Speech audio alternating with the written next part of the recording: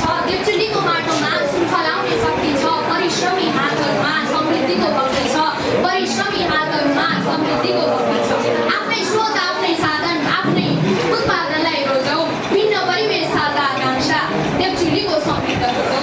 भिन्न परिवेश साझा आकांक्षा देवचुलीको समृद्ध धन्यवाद कार्यक्रम सञ्चालक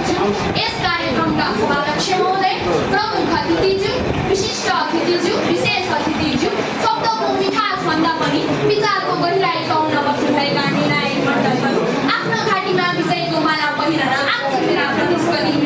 मित्रहरू तथा यहाँ उपस्थित सम्पूर्णमा मेरो न्यानो अभिवादन म यसै देवचुली 16 रजहट देवचुली माध्यमिक विद्यालय कक्षा 9मा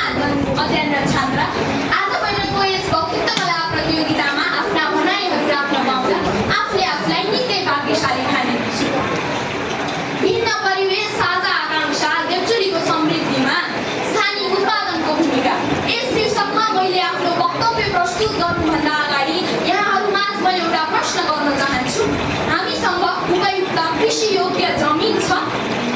दक्ष जनशक्ति छन् त्यस्तै पर्यटनको पनि सम्भावना रहेको छ तर के हामीले यी सम्भावनाहरूलाई हाम्रो समृद्धिको आधार बनाउन सकेका छौँ त यदि यस प्रश्नको उत्तर पूर्ण रूपले छैन भन्ने हो भने आजको मेरो वक्तव्य तपाईँहरूमा एउटा आत्मसमीक्षा पनि गर्न सक्छ